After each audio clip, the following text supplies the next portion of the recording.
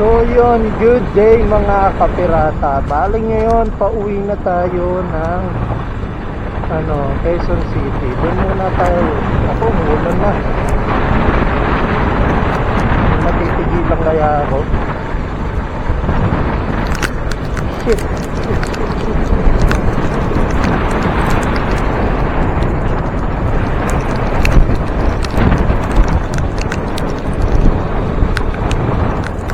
Tigil tayo.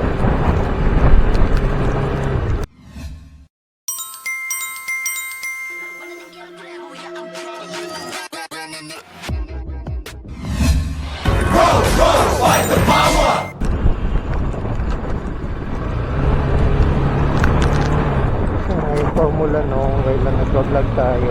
Stop muna tayo, pahinga tayo. Dito muna tayo sa gilid siguro.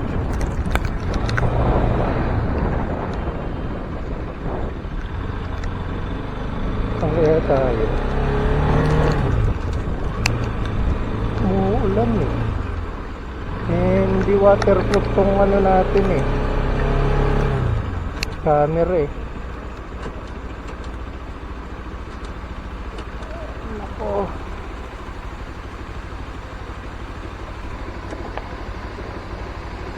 Ay.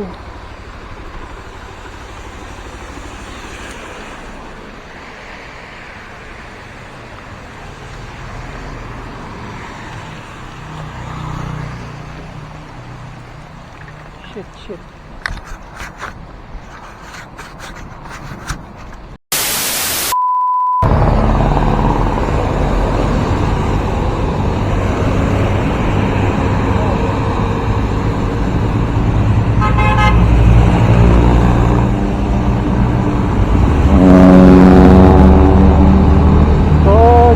Guys, naputol tayo kanina kasi umulan.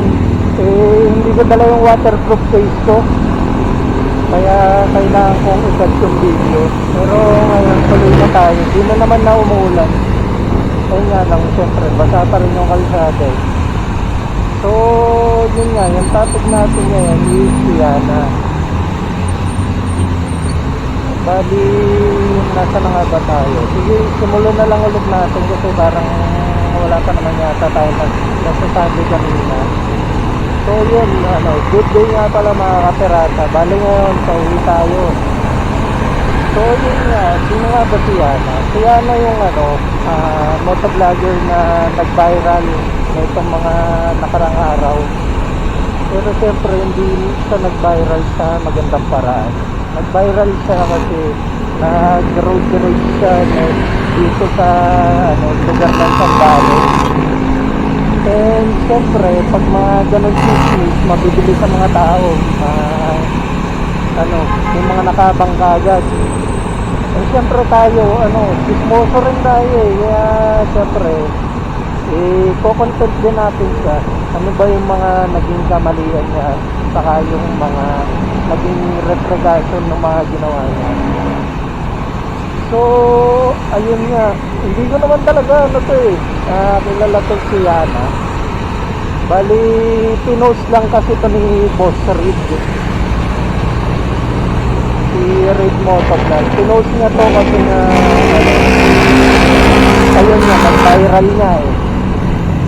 Tapos ayun, tinignan ko yung video, nakita ko nag-road rage tong siya. Tapos parang hinihimok pa niya yung mga kasama niya na saktan yung pickup driver. I noticed this truck has been hurting lanes without checking his surroundings like a dumbass. I decided to speed ahead. Notice how he doesn't use the freaking side mirror or signal lights, like you're supposed to pay for it, like subscription.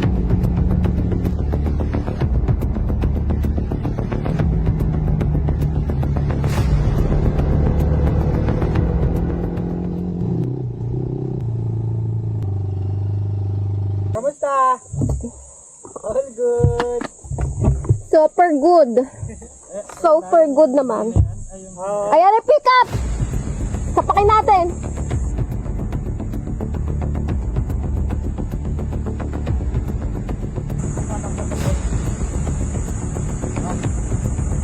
Sorry, ano? mamamakyo ka. Bakit nga ba? Ha? Bakit nga ba? Bakit nga ba? Bakit nga ba? Alam mo kung lubok-lubok yung daan. You tell me. Bakit nga ba? Tell me. No, you tell me. You tell me. Huwag kang mamamakyo. Bakit nga ba? You tell me. Nagit-git nyo kasi May side mirror ka, ako wala. Hindi ka gumagamit side mirror mo? Dumbass.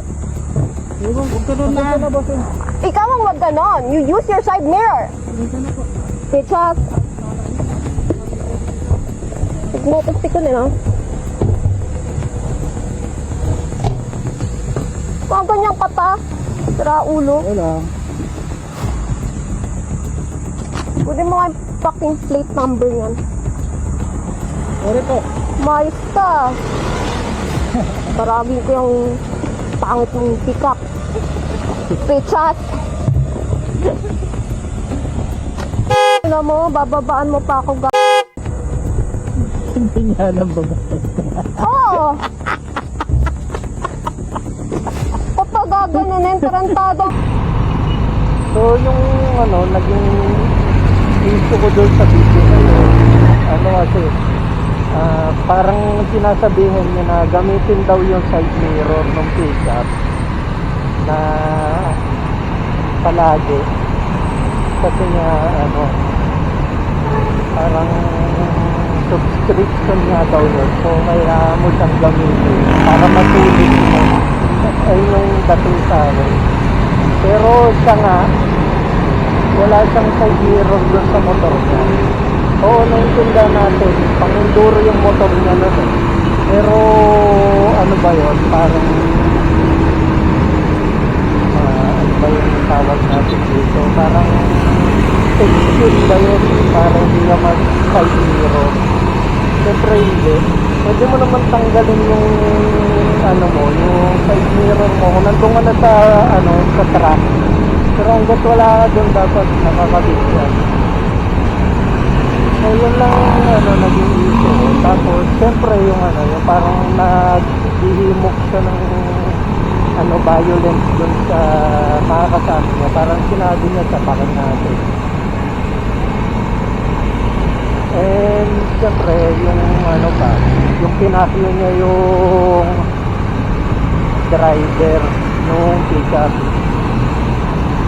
Buti nga na pagsimpi sa kanya yung ano eh, driver ng pickup eh. Siguro na ano, nakita na babae siya nung umano na, nung nalagpasan na siya.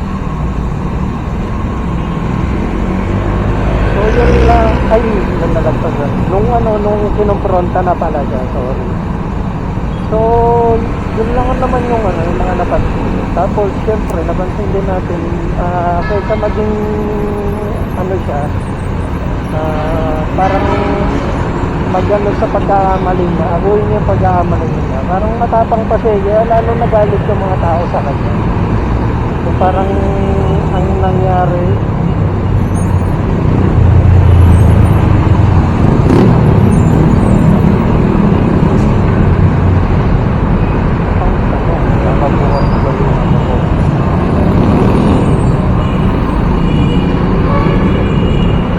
bukas naman. Kala ko nagbablog ako ng ano eh, walang ano eh, hindi ko na-hit yung record eh. So yun nga, yung parang alam niyo yun, may pagkakamali ka na, pero ito mga yung mali talaga din. Pero ayun na, parang ano ba, ang yabang pa ng dating mo.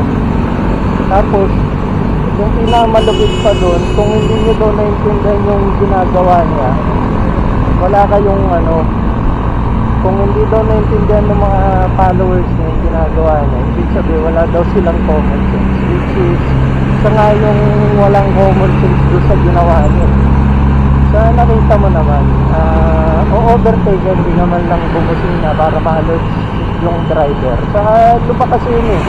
So, ina-expect mo talaga na iiwas yung driver ng pickup sa mga ano, sa mga lubak-lubak. Pero siya, siyempre, parang nag-react lang siya kasi nung munti ka na siya masabi pagkatapos na mag-overtake.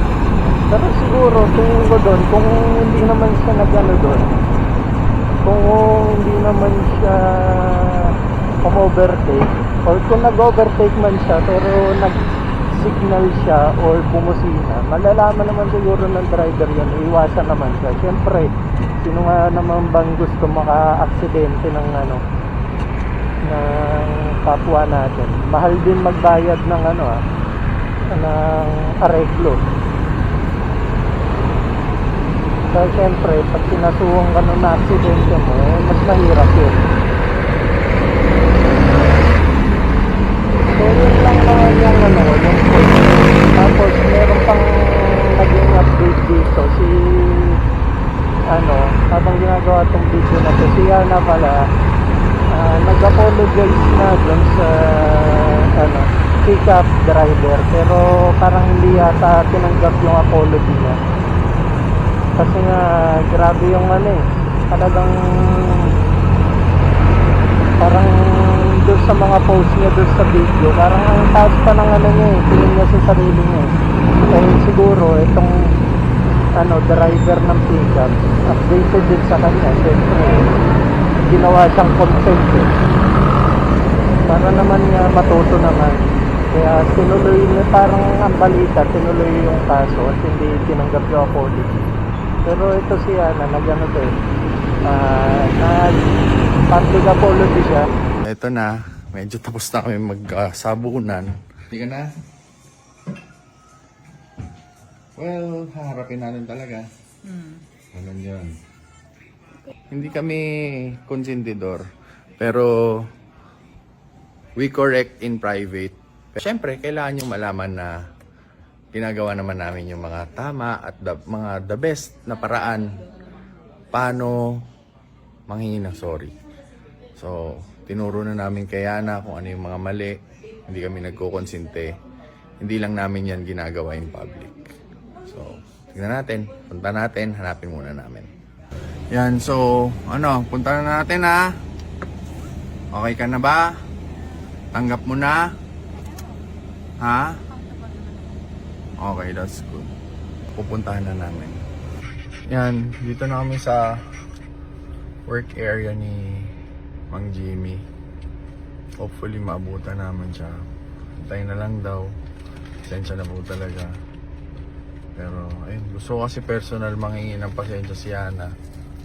Kasi kung public apology, oo, may kita nila, pero iba pa rin yung personal syempre.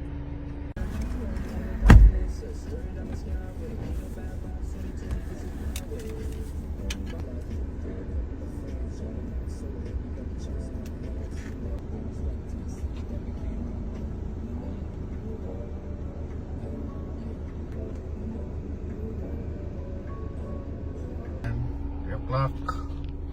Wala pa rin, pero kailangan na namin kasing bumaba. So, mamaya na lang, gagawa na lang ng public apology video to. Yes. Ha? Po. Okay. Baba na kami. Pasensya na po ulit. Pasensya na po. To grow is to be accountable. Earlier, di po namin naabutan si Kuya Jimmy Pascual sa bahay niya at sa work niya to personally apologize. So, I would like to take this opportunity to say sorry to Kuya Jimmy for what I've caused. And of course, as well as to those people who got dragged into the issue, sorry din po sa citizen of Zambales, the riding community, especially the off-road community. This issue is all on me.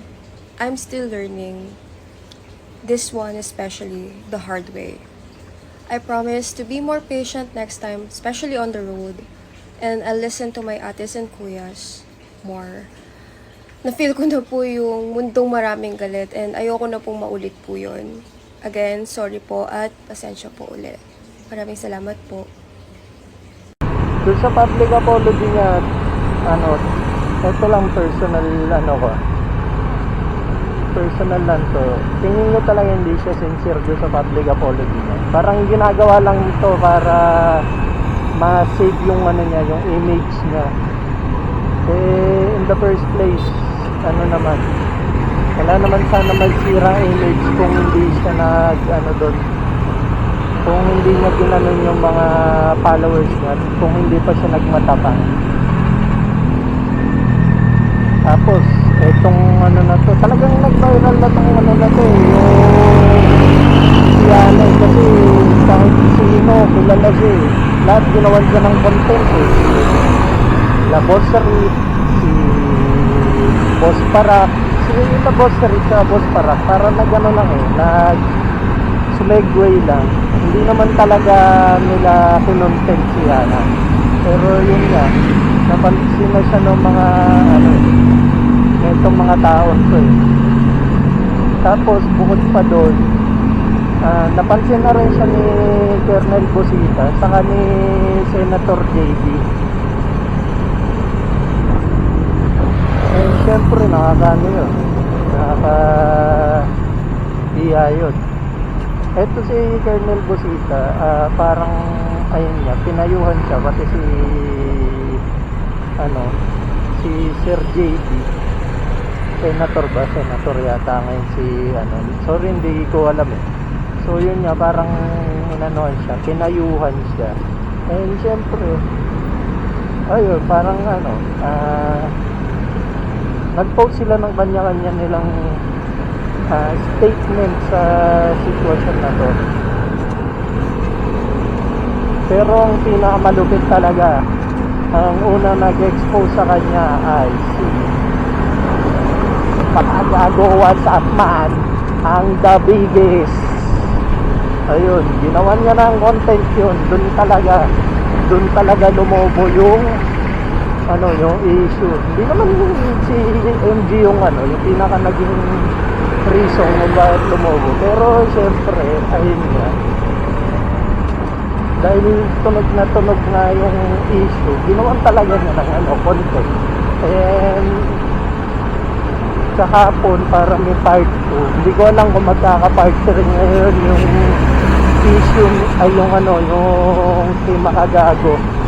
Pero feeling ko hindi naman magkaka-part 3. Ewan ko lang pero hindi natin sure kasi nag-apology video na si Yana eh. So possible gawa na part 3 ni Idol MG. So bukod pa ba doon? Sino pa ba nakapanuna niya? Ayun nga, si Rendon Labrador. Ito yung yung nag-organize ng parang ride camp nila. So kasama doon si Yana. And syempre hindi rin niya maiwasang comment or magbigay na statement about dun nga sa issue. Basta ang dami ng naging connected doon sa issue na yun eh. Diba, parang hindi nila gustong makonek. Parang naano lang sila. No lingon. No signal. So yun, pag ganun, palagtagin nyo na lang kasi wala na tayo magagawa eh. So yun nga, maraming taong na-drag doon sa issue kahit ayaw na talaga nilang madrag. Siguro i-post ko na lang yung mga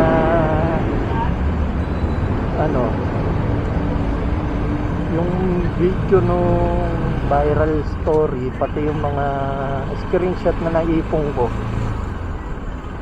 Ipo-post ko rin naman yun habang doon sa part ng mga video na applicable sila, pero ipo-post ko rin sa last part.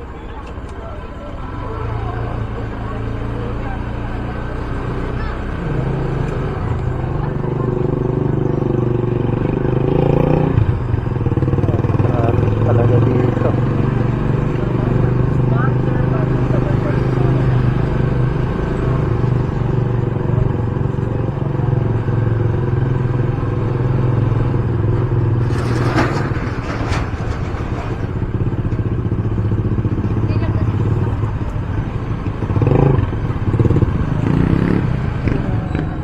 So yun lang guys, bali dito ko natapusin yung video. Like and subscribe na lang. And hit nyo na rin yung notification bell para updated kayo. So hanggang dito na lang guys. Bye na.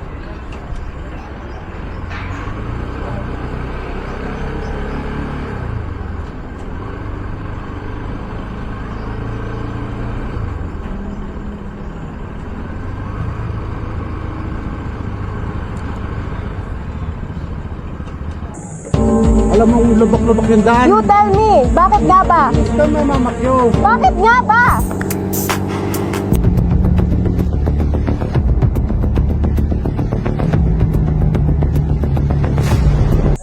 Ayan na, pick up! Sapakin natin. Okay ka na ba? Tanggap mo na? Ha? Okay, that's good.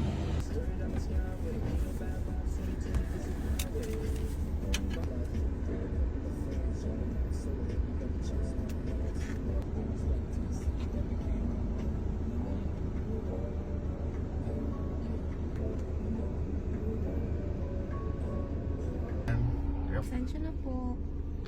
To grow is to be accountable. Earlier, di po namin naabutan si Kuya Jimmy Pascual sa bahay niya at sa work niya to personally apologize. So, I would like to take this opportunity to say sorry to Kuya Jimmy for what I've caused.